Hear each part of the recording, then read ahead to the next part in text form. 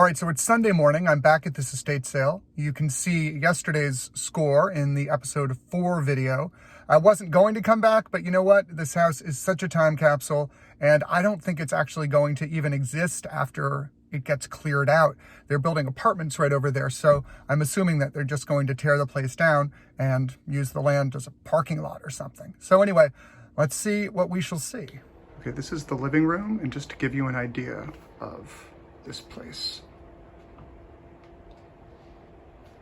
it's just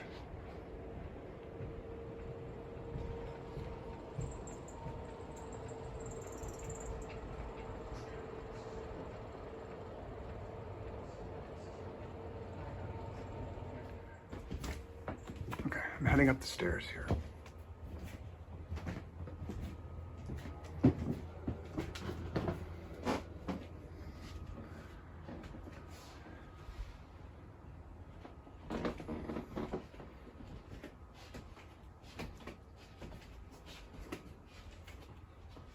Just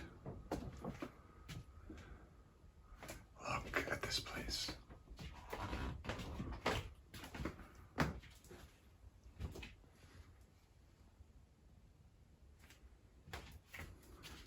This has got to be the original section of the house from the 1700s. It's just astonishing. Do you need any tapes? Here is Oasis on one side and Echo Belly on the other. Britpop is alive and well.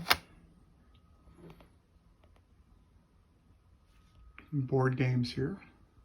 And then, of course, the ubiquitous box of CDs, cassettes, and Sister Act 1.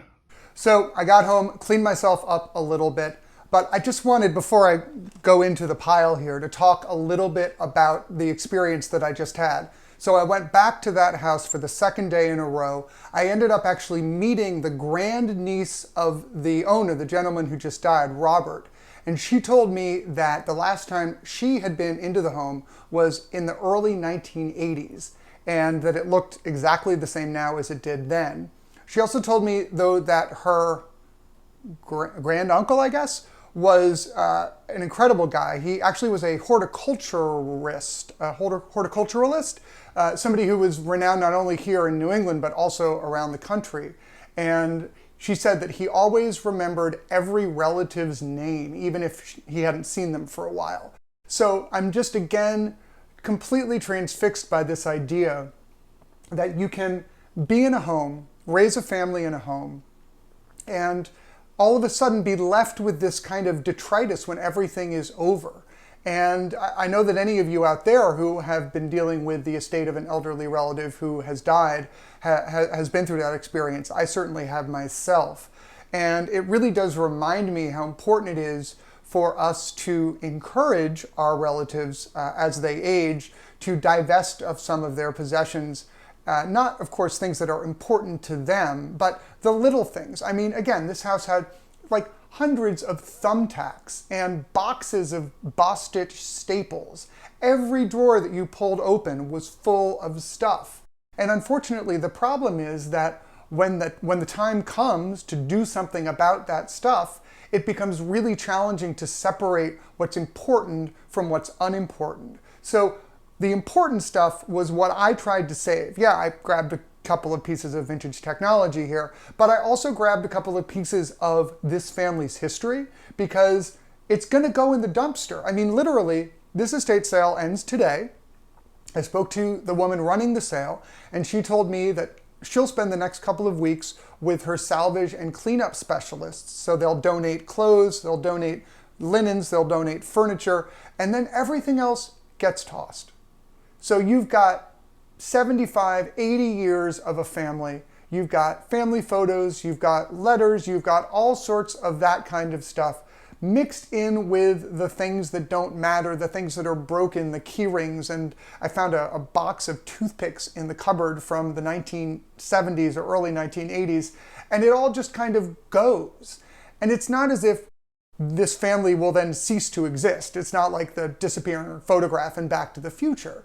But there is an element of taking away that scaffolding I do think makes one's connection to one's past that much more tenuous. So in any case, I'll stop waxing poetic and show you this Rubbermaid container of what I bought. All right, so this container, which of course was in a room, I just dumped whatever was in it out and filled it with stuff. This was $10, and again, there are things in here that I might think about for a future video, which I'll show you in a second.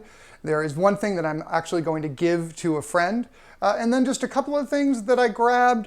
I may digitize them, I may put them somewhere just to kind of keep a reminder of this particular family and their experience alive. So the first thing I found was this Lafayette AT1 recorder. Let me just make sure that's in frame. All right, that's going to be a little bit better. This Lafayette AT1 recorder. This is obviously a reel-to-reel tape recorder. It looks like a dictation machine.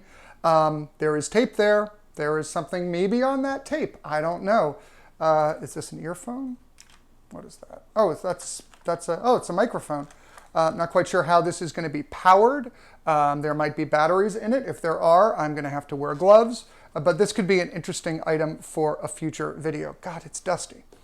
This is a Walt Disney World ashtray. I have a friend who is, let me get that in center. I have a friend who is a huge Disney person. Obviously, she doesn't smoke, but this is kind of cool. It's Magic Kingdom. It is original, so I'll give that to her.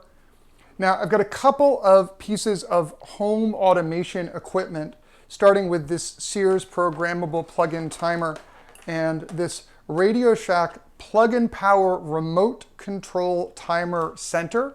So this Radio Shack item, somebody did a video on this before. I've definitely seen a video on one of these. But this, I plugged it in, it works. It's got the simulated, sorry, I'm trying to do this backwards here, walnut grain enclosure. So it could be kind of cool to do a couple videos on these at some point. As I mentioned, I am a teacher, and so I did grab just a couple of these things. These are great for putting like pencils and markers in, these sort of West German made mugs. So that's going to be cool. And yes, folks, I did grab another moldy Boston pencil sharpener, but again, you can never have too many pencil sharpeners. Got a screwdriver kit. These are always incredibly useful. So that'll get cleaned up and go in here. Obviously a mask.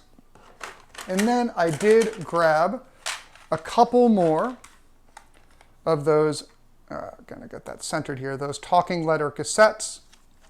And in case I needed a cassette, this is the Scotch XS2. This is still in its wrapping, and that little logo on the side, how close can I get that here? That's the Olympics 1988. So this is a cassette from 1988, still in its original packaging. And then finally, I did grab a home movie and a flash drive with some pictures, some family pictures on it from this family, 1956 to 1970. So again, trying to just keep a little bit of the history of this family alive. So here is my score for the day, and hopefully I'll get a chance to make a video about one or more of these items pretty soon.